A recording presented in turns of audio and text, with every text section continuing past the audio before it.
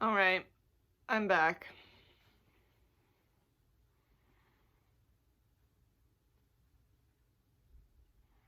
Hopefully it comes out. It was actually like pretty good cleaner. It's gotten some stains out of our carpet already, so you know, yeah. Well, I would say I'd keep you updated, but I might forget, to be perfectly honest. All right. Cool.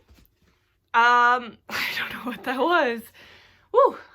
Today, I'm gonna do my very first spoken word that I ever wrote officially as a spoken word. This is already on YouTube, but I think I can do it better, even though I'm just gonna be reading it this time. Like, the recordings on YouTube, like, thank you, Caitlin, for recording them for real and editing them. Like, dude, thank you. But I also was a baby. I was like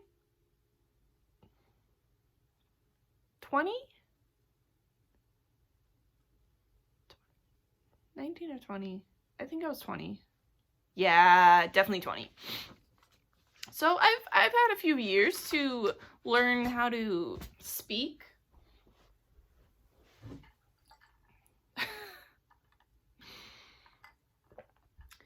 Who would have thought that at 20 years old I would still need to learn how to speak? But apparently, a voice is something hard to discover. Yeah. Okay. Very first spoken word. Yeah. I haven't like done this in a long time. And so we'll see how this goes. It's called Dear Suicide. I'm also gonna do the part 2 because it's technically, I wrote it as one spoken word. The second part is called Dear Dearest. The first part is from me to suicide. Like, so many times that demon has tried to get rid of my life, but it, like, this life is won by the blood of Jesus. You can't touch this. Da-na-na. Nope. And then the second part is written to I'm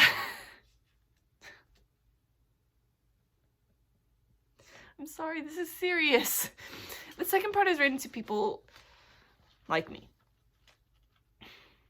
Like, you, I get it. I do. And I haven't been through what you've been through. And I can't say that I know what that's like, but I know a tinge of it. I know a degree of it. It sucks. And I'm sorry that you're there. I'm sorry that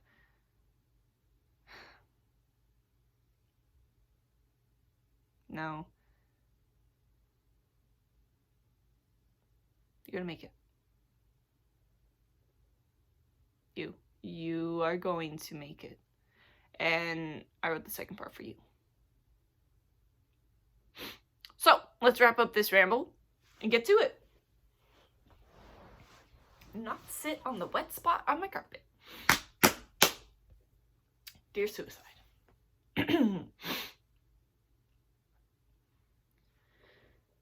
Dear Suicide. Oh, how you haunt me with your soulful pain in the night. Your selfish fangs drip with the blood of innocently guilty lives. And how could you swear to me that I wouldn't have had to think twice about it all? You tried so hard just to take it all, even though once the noose is on, you can't take it off. But now that that gun is cocked, I can't fake the loss. Well, I see an old wooden cross out of the corner of my eye. A symbol of a death I wanted so badly to die, the death that wants to haunt me still in my darkest of nights. You whisper death like a cloak to wrap around my soul tight, like a soft blanket in winter, next to a warm fire built with nothing but the splinters. But it won't save you. It won't save me. It can't save you. I can't pull my own self out of this one. You can't reason your heart into a place of sanity. Good alone won't be the thing to heal me, and deeds alone won't deal you new cards for this life. I swear to God, I'm not dancing with you anymore. You were a careless partner in a carefree reality, and all the care in the world laid the heaviest burden upon me. So what did you ever think would come of this? That I lie dead there with your slits on my wrists, but you don't own me. You never did. Every time I thought I was too far gone, every time my heart dripped with the most woeful of songs, a melody of grape juice and liquor, of bookshelves and whispers, of puffy eyes and dull scissors, of mistresses and misters, I was never abandoned to my own hopeless hope.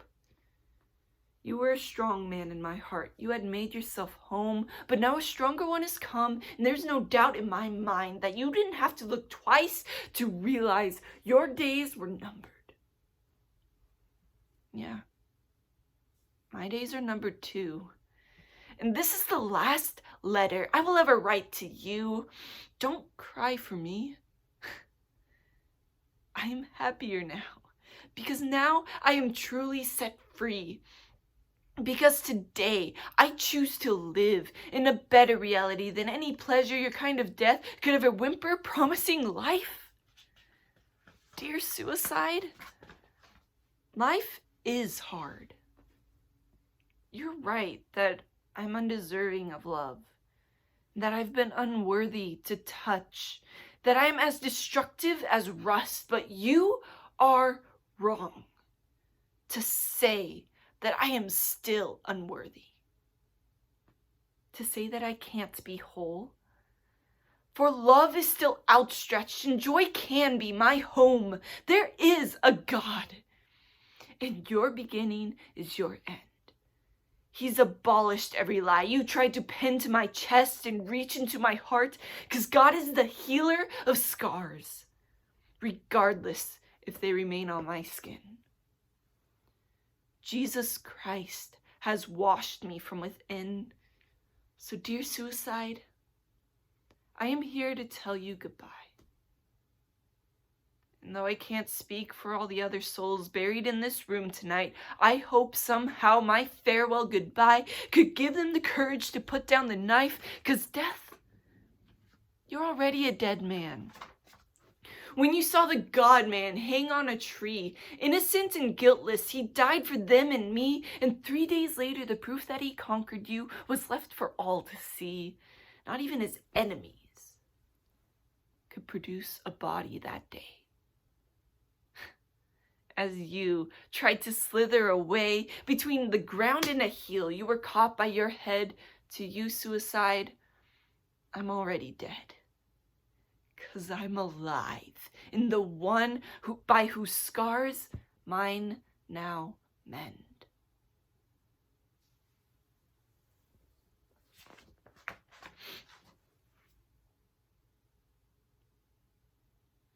So, dear suicidal, I just wanted you to know.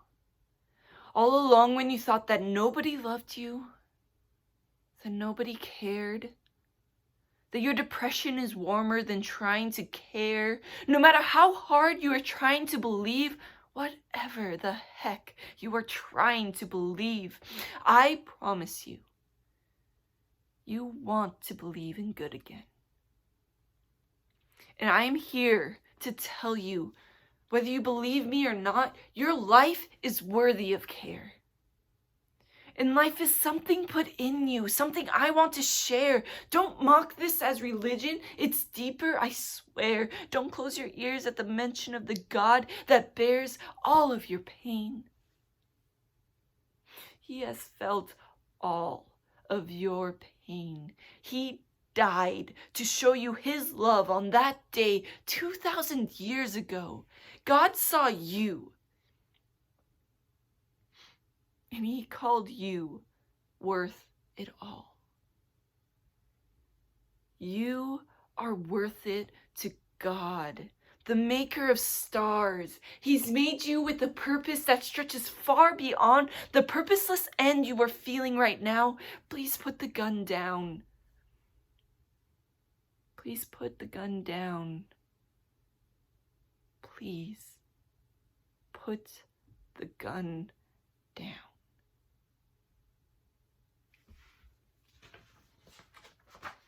There is love that burns like fire in your lungs, the same lungs that burn when you hold your breath for too long, the same lungs that long for oxygen when you leave the car on. You are worth so much more than what suicide is telling you. He's lying to you.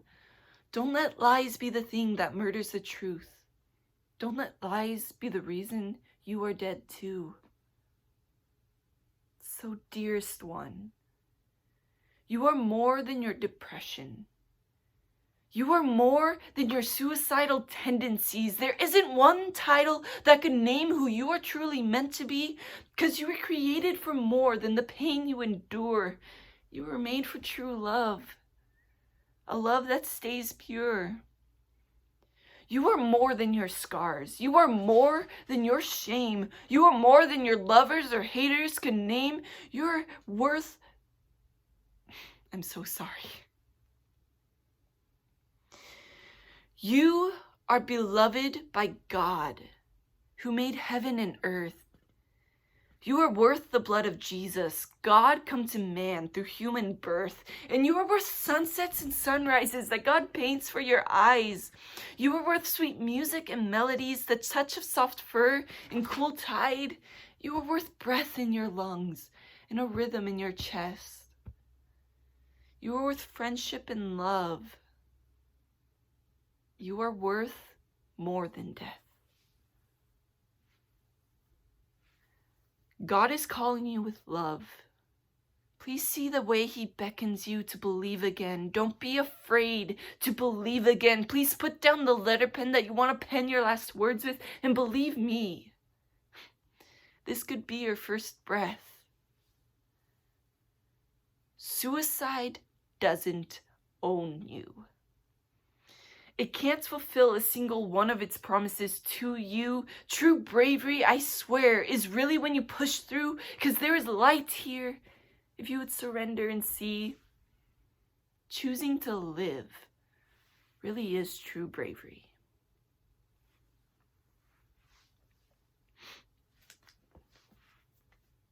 I think one of the scariest and most rewarding things I've ever done is choosing to live. Alive and fully aware of where I live. Like, instead of running from all the trauma I've been through and my own self-abuse and my own addictions, like, instead of running from those things, like stopping, turning, and facing it, and then to feel God come up behind me and vanquish those enemies bit by bit. Like, they still taunt me, but they don't own me. And choosing to actually live engaged with the people I'm with my job, with the present reality of what's going on, to stop running and escaping, like, that is probably the hardest thing, one of the hardest things I've had to do. But, like, it's been one of the most rewarding things I've ever experienced. And it's hard. It is. And like, if you're in that spot of running and escape, I get it. And I don't blame you for 1 second. I get it. But if you ever need a hand, like, first and foremost, God's hand is always outstretched. Like, he's not ashamed of you. He's not disgusted by you. He doesn't hate you. He loves you. And he wants to help. And also, you're not alone. There are people in your life. You have a community. And if nothing else, you have this weirdo on YouTube. Like, if you need anything, reach out. Reach out. Even if just a hey. Like, sometimes that's all you can do. That's all it takes. This is a longer one, I know, but I'm gonna keep going. Shout out to my Bible college friends. Like, I've been waiting for this shout out for a while. Kate, Elizabeth, Chelsea, Kayla,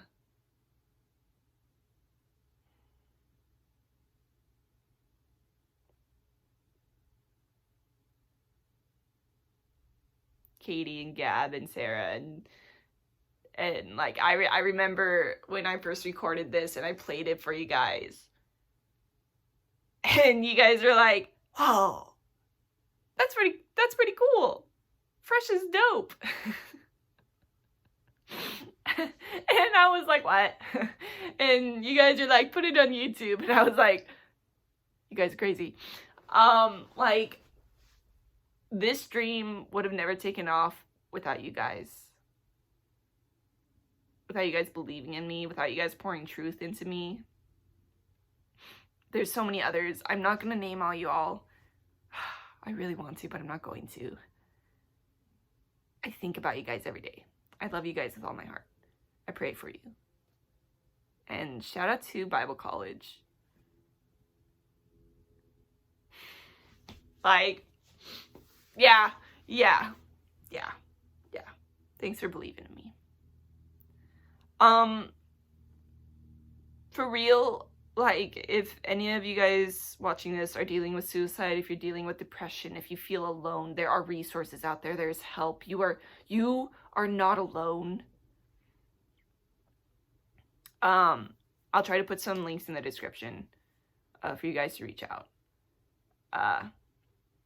Off the top of my head, I know To Write Love on Our Arms is an excellent resource. Like, their blog posts, their helplines, like, they're really cool.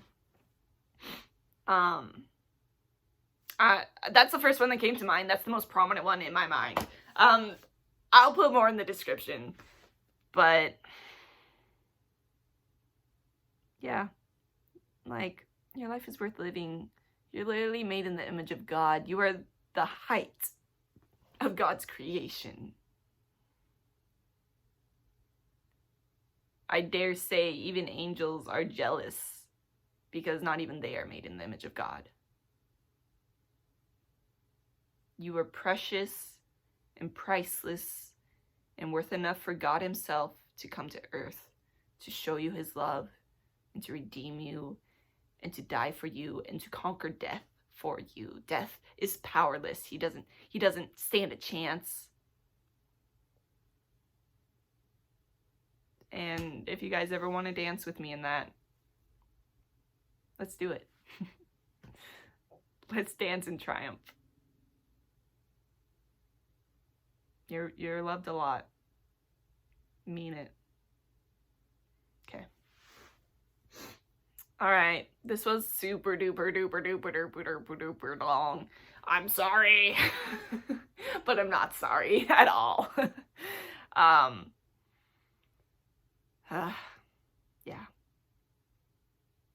Yeah, that's all. I'm really grateful. I'm trying not to, all the names are coming to mind. I'm trying not to say them all. Okay, I love you all. I love you. Calvary Chapel Bible College, Seattle, 2015 to 2017. You guys are the OG believers in dreams. and I wouldn't be half the person I am without you guys in my life. So thank you. All right, onward, forthsome. Let's take on this day. Let's do this. We're gonna kill it. You guys are rockin'. Rockin' sockin' robots. Heck yeah. All right, bye.